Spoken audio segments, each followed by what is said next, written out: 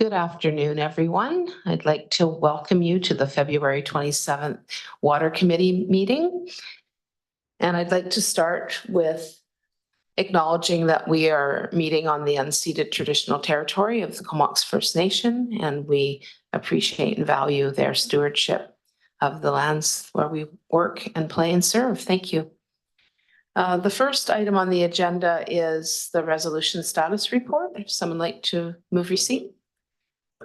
Okay, moved by Mayor Director Wells and alternate Director Wells and seconded by Cole Hamilton. Any discussion about the report? Seeing none, we'll dispense with receipt and move on to our main event today. Oh, are you gonna vote on receipt? Oh, yes, okay, we are voting, I guess, on receipts. All in favor? Anyone opposed? No one opposed? That's great. Thank you. That's carried. We'll move on to the draft conservation plan for lands at Comox Lake and Perseverance Creek. And we'll turn it over to Mr. Warren. Thank you, Madam Chair, and good afternoon, committee members. I'd like to introduce Chris LaRose, our Senior Manager of Water Wastewater Services, to introduce the staff report and introduce our guest at the table as well. So Chris, over to you. Thank you, James. Through the chair, good afternoon, everyone. So on the agenda this afternoon, we have the draft conservation plan for the lands at Comox Lake and Perseverance Creek. So this includes the lands formerly known as the Coal Beach property, as well as the neighboring parcel more recently acquired by the Cumberland Community Forest Society, the Village of Cumberland, and the CVRD. So the Coal Beach property was acquired by the CVRD in 2018 for watershed protection purposes. And it quickly became clear that management of the property was going to be complicated. There's some industrial legacy on the property and a multi-generational use of the property. In 2019, after engaging with the Watershed Advisory Group to help guide the path forward, the CVRD hired Urban Systems to develop a management plan for the Coal Beach property. So Catherine Barris is here with us today to present the conservation plan. But before I pass the mic over to her, I just thought I'd provide just a bit of context. So obviously a bit of time has passed since initiating that process. So the pandemic did force a delay to our plans by making it harder to consult with our stakeholders. But it became an opportunity actually, because along that road, the CCFS initiated acquisition of the neighboring parcel, which also had a very strong conservation focus. And it became clear that these properties were best managed together. So with the direction from the Water Committee, a couple of years ago now, the management planning process for the Coal Beach property morphed into a conservation plan for the combined properties, built with engagement from key stakeholders, either directly or through the WAG and the subcommittee. So this engagement did include engagement with both the KFN staff and Chief and Council in 2021 and 2022. But unfortunately not last year in 2023. And over that year, the approach has evolved considerably. So with the current Chief and Council elected in early 2023 and significant staff turnover as well, it's clear to us that more engagement with the Comox is necessary before the conservation plan is finalized to ensure that the planned approach aligns with their interests. So we're therefore recommending that we be directed to work with the Village of Cumberland and the CCFS to engage further with Comox and report back to this committee with next steps after we've heard from Chief and Council.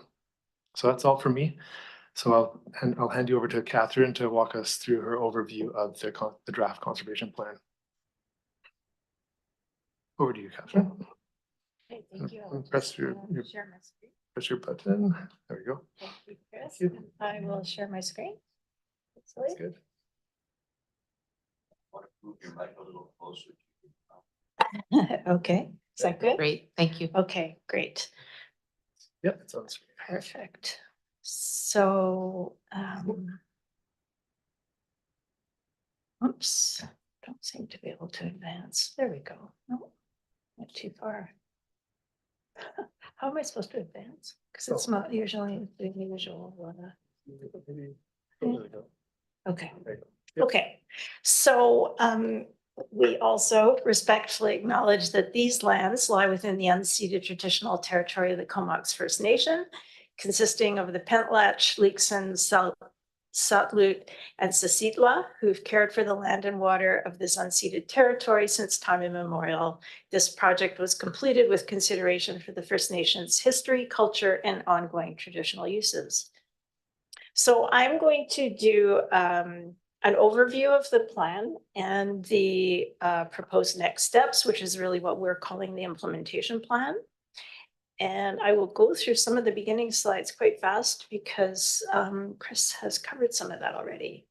So one of the things here is that in 2019, and I've been involved with this project for since 2019, it's actually going to be almost 5 years. It's be 5 years in a couple of months. So it's been a long period and a great opportunity because it's just such an amazing piece of land and it's such an incredible opportunity to protect it. So it's been, and it's been amazing to see people coming together around it. Whereas at the very beginning, I think there was a lot of discomfort. There is now quite a lot of comfort, and not to say that it's perfect yet, but it's getting there. So when the meetings were held with the subcommittee of the Watershed Advisory Group, they suggested that there be some reports prepared to support ongoing planning. And so those included environment, archaeology, and updating the watershed protection plan risk assessment. So is this being very... So the land ownership currently is Comox Valley Regional District is the yellow on this slide, and the CCFS is the teal color. The orange is village lands.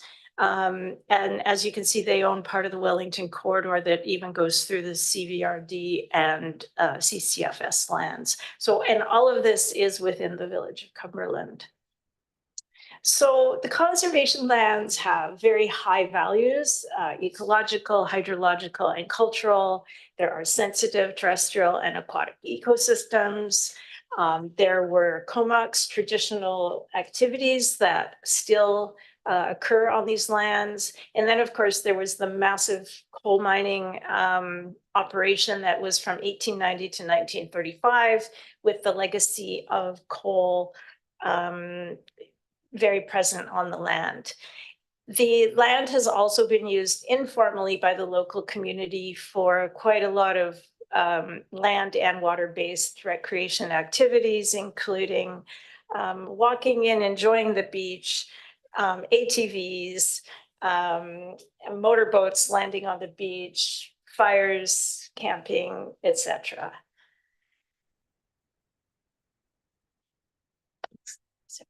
So this is a list of all of the studies that were completed beginning in 2019. I'm not going to run through them all. I'm mainly going to mention that in the watershed protection plan risk assessment update, the body contact, recreation, and trail use risks were changed from high to moderate, and that's because of the new water treatment plant. So when the first risk assessment was done was prior to there being a treatment plant.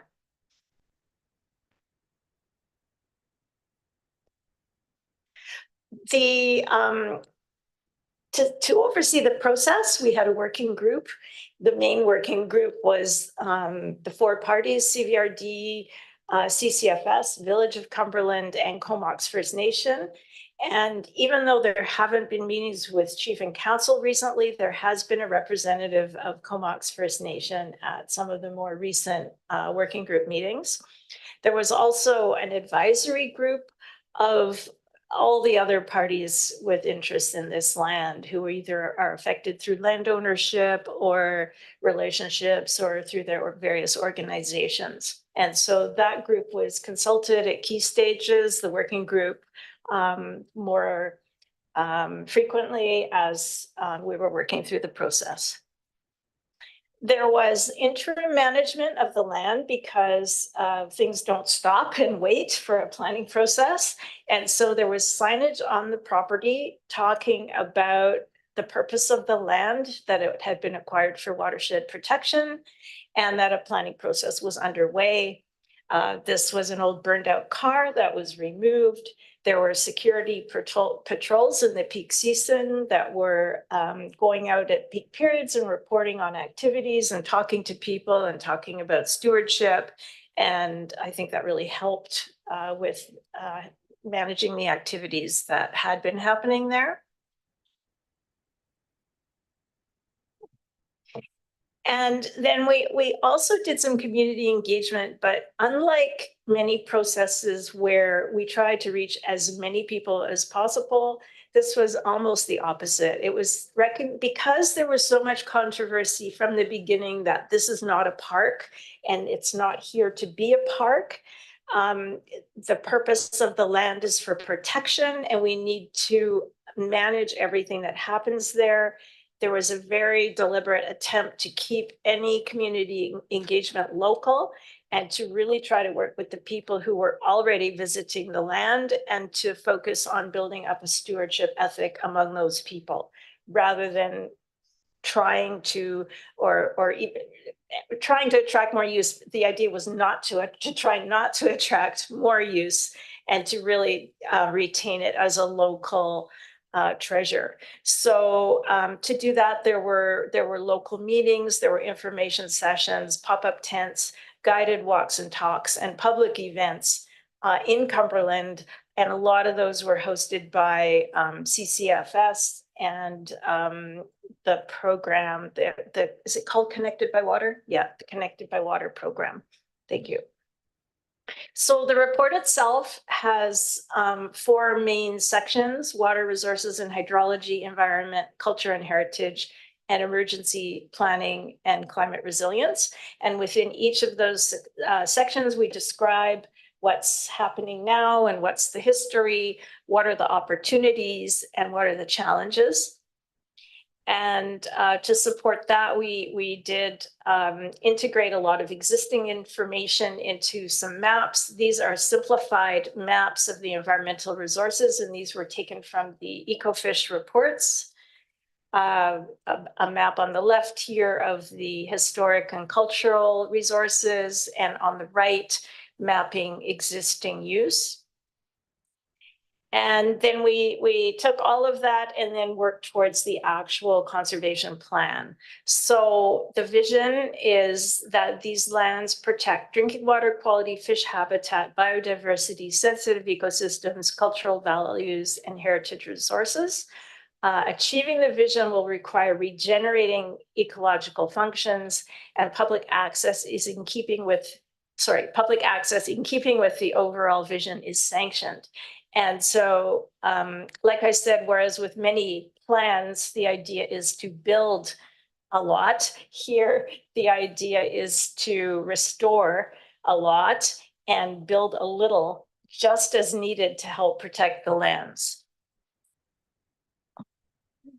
So the objectives, I'm not going to read through these. These are basically following right through from the from the vision. So it's to retain, restore, build a stewardship ethic, manage for conservation, and engage with the people, so government stakeholders and residents, to strengthen that stewardship culture as time goes on.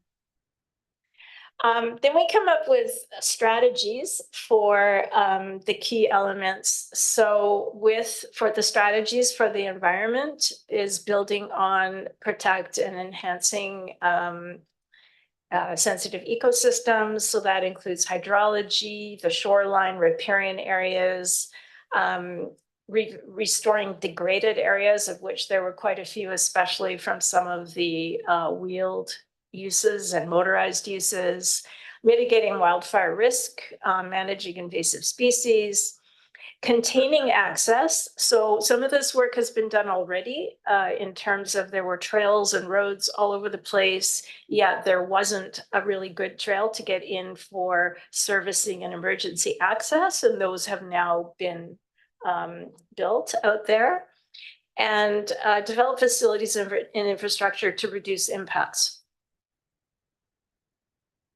Sticky keys. Okay, strategies for facilities. So limited and defined primary and secondary trails. So the idea is to come up with a trail system and stick with it and and then close down, decommission some of the other trails that are out there. Fencing just as needed for safety and protection of specific resources, regulatory and interpretive signage, environmentally appropriate toilets, because people are going and spending a few hours there, and not having a toilet is having significant environmental effects and health and safety considerations as well. A pedestrian bridge across Perseverance Creek, because right now what's happening is all the feet and wheels are going through the creek, and doesn't make the salmon very happy and the other fish and wildlife. So that is something that can really help protect and restore service access, like I said, and then anything else required for conservation management. The next strategies are for public access. So the idea is to encourage responsible use through community engagement. Again, the stewardship culture. So this is helping guide where people park, where they go in. There would be no private or off-road vehicles allowed. Working with adjacent landowners on emergency access, because there is private land still around much of the site.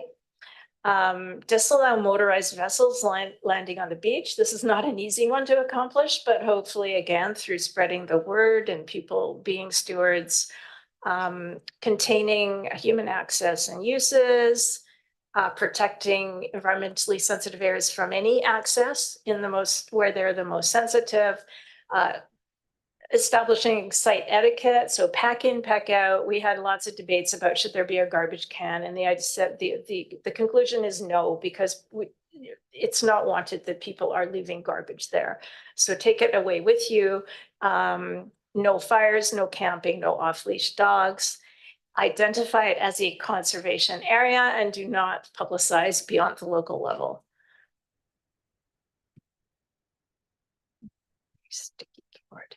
And then, so land management, how will it be managed? So conduct human impact baseline studies and conservation covenants, complete the action plans. So this plan is really a high level strategy. There will still be plans needed for the specifics. So planning the bridge, planning restoration activities, etc.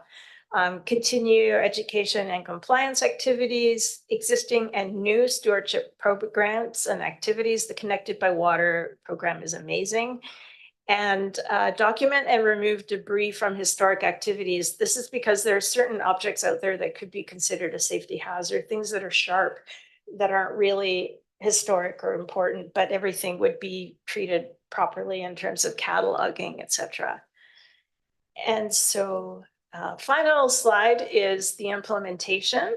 And so this is with all the organizations continuing to work together on figuring out how decisions will be made, what will be the relationship to the new CVRD Parks and Trails function, if any, and collaboratively pursue funding, initiating and making a lot of the capital projects happen. So this would be, like I said, there's been a lot of work on the trails already and the access, but there still needs to be signage, the bridge, the toilets, and then restoration activities. In terms of management, Section 219 conservation covenants, guidelines for use, working on reconciliation and how that might be expressed on the site, parking and road safety, improvement guidelines, a stewardship program. More adjacent landowners is referring to maybe opportunities to acquire more conservation lands as time goes on. Establishing a monitoring plan with a pilot project to implement monitoring. And it's a huge opportunity to monitor restoration and then any other future studies and planning that might happen. So that's the presentation and happy to answer questions, which I may not be able to answer, but among us, we can answer them. Great. Thank you so much for the presentation. It's exciting to get to this point. I know it started a while ago. We'll just turn it over to any questions or comments. Oh, we have someone turning, oh, Director McCollum. Go ahead. Thanks, Chair, and thanks for this report. It looks like a really great start for managing this valuable piece of land in a more intentional way. I had a question. I guess maybe this could be probably further explored as this process develops, but it's something that occurred to me the last time I visited this site is that you know, there is historic patterns of use here that are, you know, counter to what our objectives are in terms of like fires, camping, motorcycles, boats landing on the beach. We covered a bunch of them here. And I do think that one of the challenges is simply that the public is really unaware of what some of the risks are. I was there at one point when a young group of kids was having a fire, and I went over and told them that they had to put it out, and I had a hard time finding a sign to point to that said no fires because it had been damaged. But I mean, it's not just the no fire piece, it's that, you know, people don't necessarily realize what the elevated risk of fire is with the old coal tailings and whatnot there. And I guess what I would like to emphasize and suggest is that when we move forward with signage, that we put some thought into not just what the rules and expectations are, but maybe a bit of public education on, yeah, like the fire risk and some of these maps around what the environmental sensitivities are in the area. I mean, it's a very highly impacted site from past human activity, and I don't think people necessarily realize that there's also some important habitat there. So yeah, going forward, I think that there's a real opportunity to try and change the thinking of the people that are using it, and that it's not just a recreation site that used to have a coal mine operating there. And then the other question I had was around the toilets. Are we envisioning something like the pit toilets that you see at provincial parks, or have we considered what that would look like? Do you have an answer? Otherwise, I Can't remember the words you used on your slide caption, but it was appropriate toilet. So I think there is still some work to do to figure out exactly what type of amenities is appropriate there. But if it is a pit toilet, obviously be one that's pumped out, not integrating into the earth. Yeah, so either a compost toilet or a pump out pit toilet would be the intention. And yeah, we couldn't agree more, you know, with your first point there about the importance of education, and that is, you know, we've had a light touch over the last little while, but that has been our focus. And I think what Catherine's highlighted here is that our approach is very much going to be on building that stewardship type of mentality for users of the site through education. So that is definitely our intent. Great, Yeah. thanks for that. Thank you. And Director Carr? Thank you, Chair. Yeah, so thanks for this report. I think the tour that we had there was probably the highlight so far and might be for the entire term, you know, for this board. I think, you know, as I look at this and I remember that tour and also see the pictures, I mean, the biggest elements of damage really are coming from those motorized vehicles, or at least that's my perception. So I'm just wondering specifically on that, you know, what can be done, like, you know, putting up signs, you know, may or may not have the intended effect. Is there a way to prevent through some kind of structural methods or changing of routes that would prevent motorized vehicles, you know, using the facility or the area? And also, what about enforcement? You know, especially in if signs are put up, changes are made in the geography that, limit access, there might still be some attempts. Would there be a period of enhanced enforcement just to allow people to kind of get that message that this land is being used differently? I was going to say that Just put your mic on there. there are plans to work with the groups that are doing the off-road biking and to consider it on a regional scale so that, okay, it's really not okay to go to this location for these reasons. And let's look at where else there might be good opportunities for that. And then enforcement. Yeah. Yeah, exactly what Catherine said. And then also just to highlight, I think we've gone through a bit of a journey in our thinking about how to manage the motorized vehicle use of the site. Initially, our thought was, barriers, fences, some way of keeping them out. But as we've worked in this area, worked more closely with the CCFS, who have tackled this problem on a even larger scale for the lands around Cumberland. We definitely we've come around to the approach of education, of slowly kind of working to exclude that type of use from this site by encouraging the responsible day use, by making structural modifications to the trails, and so which has already started out there. We've made changes to make it easier for emergency vehicles to access, but less fun for motorized vehicles to use it. And we plan to do a sequence of upgrades to the area, which will encourage the day use and discourage just make it really, frankly, a less and less fun place to go, and a less and less acceptable place to take your motorized vehicles.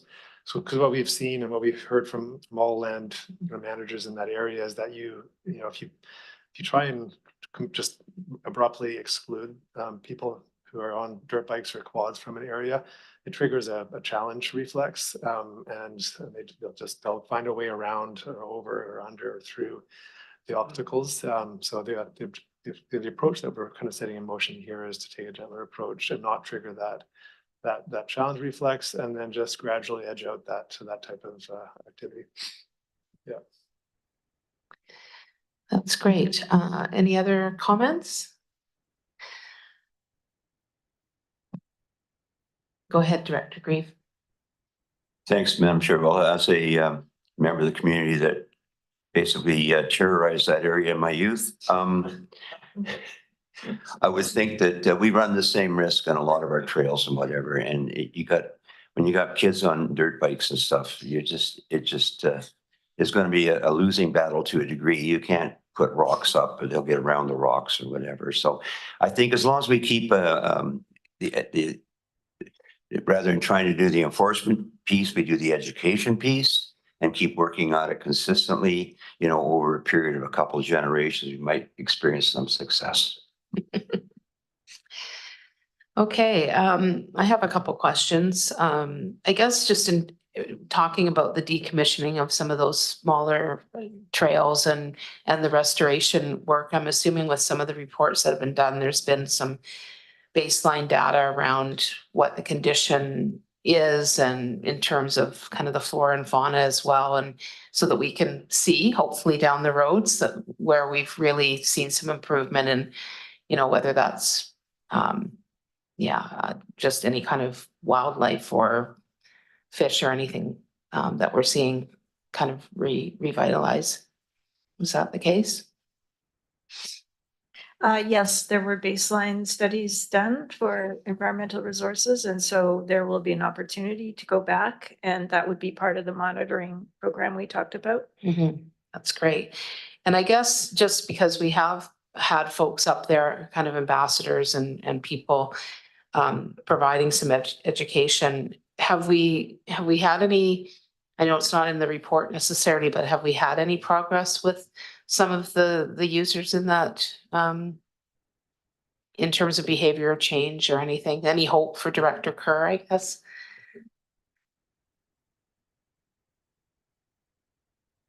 Oh, sorry. Yeah, I think I mean, anecdotally, since some of the roadway changes have been made there, anecdotally, there's been some improvement, slightly less motorized vehicle use. Otherwise, we've had pretty consistent enforcement. We've had an individual going out once or twice a day, depending on the time of the year in the summertime. So forcing for fires, that has been our focus over the last several years. That's really the one piece that we've come down hard on is fires. Otherwise, it has been more the education, the softer approach. So I think there's been a little bit of progress there, although last year there was a fire on the beach, which fortunately the village of Cumberland was able to access from the water and put out very quickly. But that incident actually drove the work we did for the roadways, just to ensure that if a fire were to occur back from the beach or were to go from the beach into the forest, that they're able to access it. But yeah, so in terms of changes to date, it's been fairly light. Yeah. Okay, thank you. I don't see any more questions and comments. We do have motion for receipt. Anyone opposed to receipt? Seeing none, we do have a recommendation as well. Okay, Grieve and Wells. And any discussion on the recommendation, which is basically to have staff continue to work with Village of Cumberland and Cumberland Forest and Comox First Nation on next steps. Seeing none, all those in favor? Anyone opposed? That's carried. Thank you so much. And we have a motion for termination. Thank you. Great. And we are done. Thank you.